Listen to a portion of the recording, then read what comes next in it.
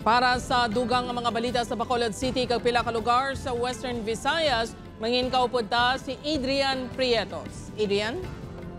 Yes, Jert, mga kapuso, madamo kit nga salamat. Masobra 5,000 ka-residente na halitan sang pagbaha.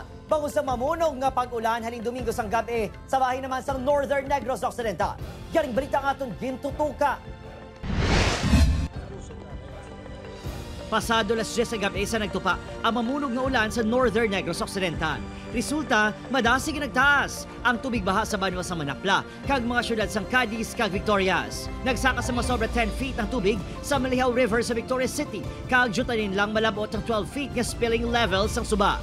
Sunod sa LGU, pasado na alauna sa agahon sa nagsubside ng baha. 37 individual harin sa barangay 21, 7 kag 6 ang ginpabakwit. Ato na record ya is 7 to 15 na of rain per hour na siyang accumulated ni Pag-asa.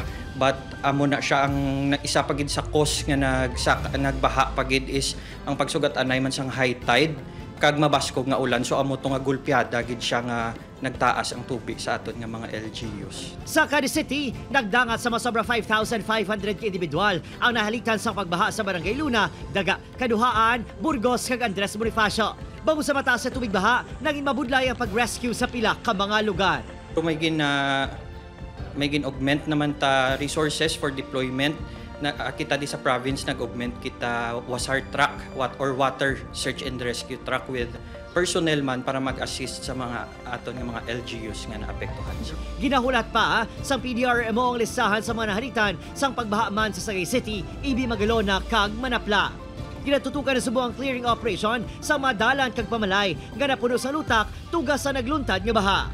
Sunod sa Pag-asa, ang eksperyensyahan nga pag-ulan-ulan ang bangon sa shear line nga nag-apekto sa pila ka lugar sa eastern portion sa Aklan, Capiz, kag eastern portion sa Western Visayas. Lakip ang northern portion sa Negros Occidental kag Bacolod City.